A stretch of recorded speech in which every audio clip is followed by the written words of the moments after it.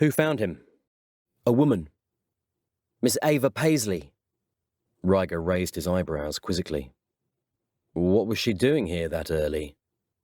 Maybe she was an insomniac or a dog walker or an early morning swimmer, but Daniels scotched those ideas.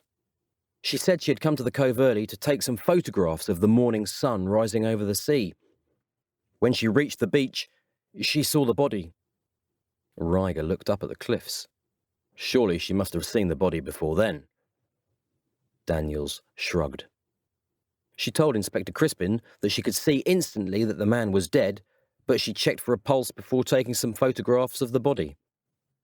Ryga was even more intrigued. That took some presence of mind. Not easily scared, then.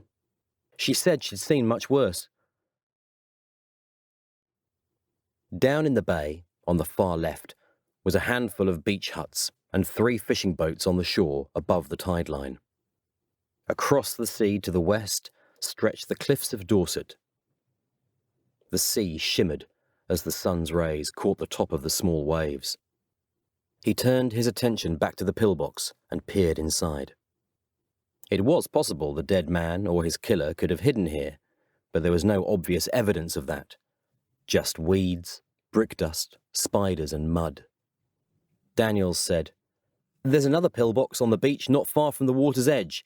It gets flooded at spring tides. The area behind the cove was mined. It's okay, they were all cleared a couple of years ago." Glad to hear it. They continued down, and soon were in the sheltered cove. Ryga surveyed the rock-strewn shore. There were some rusting fishing implements and a handful of broken nets by the 3 wooden fishing boats. Had the dead man come ashore on one of them with his killer? "Have you a list of who owns the boats and the beach huts?" "I can get one. The local police will have it." Daniels jotted this down in his notebook. Ryga suppressed a smile. The younger man was very eager to make a good impression. His usual sergeant in London, Jacobs, wouldn't need to have been told, but then Jacobs had many more years' experience than either him or Daniels. They'll need to be interviewed. For that, he would need the full cooperation of the Portland police. He and Daniels couldn't cover all the ground.